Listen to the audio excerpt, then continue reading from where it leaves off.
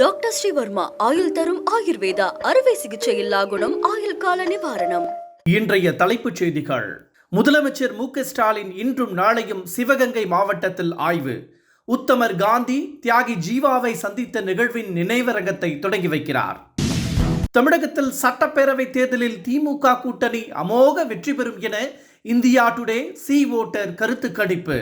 பாஜக அதிமுக கூட்டணியை காட்டிலும் 12% அதிக வாக்குகளை பெறும் என்றும் தகவல். தைப்பூசம் வார இறுதி நாள் விடுமுறையொட்டி இன்று முதல் 3 நாட்களுக்கு சிறப்பு பேருந்துகள் 1205 பேருந்துகளை இயக்கப்படும் என அறிவிப்பு. அதிமுகவை ஊழல் கட்சி என விமர்சித்த விஜய்க்கு அதிமுக பதிலடி. தங்களை மீண்டும் சீண்டினால் அவர் வந்த பாதையை அம்பலப்படுத்துவோம் என பொள்ளாச்சி ஜெயராமன் எச்சரிக்கை. டெல்லிக்கு ராகுல் காந்தியை சந்திக்க சென்ற கனிமொழி இபிஎஸ் போல் தனது முகத்தை மூடி மறைக்கவில்லை. இபிஎஸ்க்கு செல்வ பெருந்தகை பதிலடி. இனி விரிவான செய்திகள். முதலமைச்சர் மு.க.ஸ்டாலின் இன்றும் நாளையும் சிவகங்கை மாவட்டத்தில் ஆய்வு மேற்கொள்கிறார். இந்த ஆய்வின் போது திருப்பத்தூர் அருகே உத்தமர் காந்தி தியாகி ஜீவாவை சந்தித்ததன் நினைவரங்கம் மற்றும் சிலைகளை திறந்து வைக்கிறார். 3.27 கோடி ரூபாய் மதிப்பில் இந்த நினைவரங்கம் அமைக்கப்பட்டுள்ளது. நலத்திட்ட உதவிகளையும் அவர் வழங்குகிறார். முன்னதாக சிவகங்கை மாவட்டத்திற்கு முதலமைச்சர் புறப்பட்டுச் சென்றார். தைப்பூசம் மற்றும் வார விடுமுறை நாளையொட்டி இன்று முதல் 3 நாட்களுக்கு சிறப்பு பேருந்துகள் இயக்கப்படுகின்றன.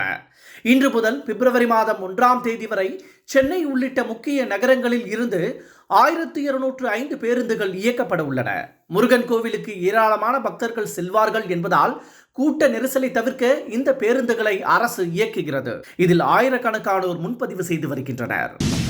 தைப்பூசத்தை முன்னிட்டு சிறப்பு ரயில்கள் அறிவிக்கப்பட்டுள்ளன. இன்று இரவு 11:45 மணியளவில் எழும்பூர் நெல்லை இடையே சிறப்பு ரயில் இயக்கப்படுகிறது.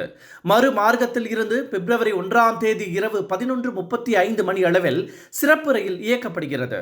இதேபோல் தாம்பரம் தூத்துக்குடி இடையே வரும் 31ஆம் தேதி இரவு 11:50 மணிக்கு சிறப்பு ரயில் புறப்படுகிறது.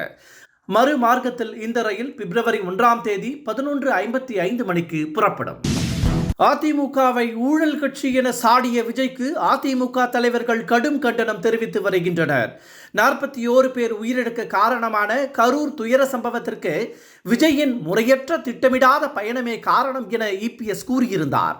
இந்த நிலையில் இனி தங்களை தொட்டு கூட பார்க்கக்கூடாது என்றும் மீண்டும் சீண்டினால் அவர் வந்த பாதையின் முழு விவரங்களை அம்பலப்படுத்துவோம் என பொள்ளாச்சி ஜெயராமன் தெரிவித்துள்ளார்.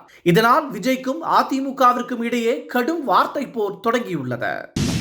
கடுமையாக உயர்ந்து வந்த தங்கத்தின் விலை இன்று சவரனுக்கு 4800 ரூபாய் குறைந்தது. சென்னையில் ஒரு சவரன் ஆபரண தங்கம் 4800 ரூபாய் குறைந்து 1,29,600 ரூபாய்க்கு விற்கப்படுகிறது. 1 கிராம் 16,200 ரூபாய்க்கு விற்பனை செய்யப்படுகிறது.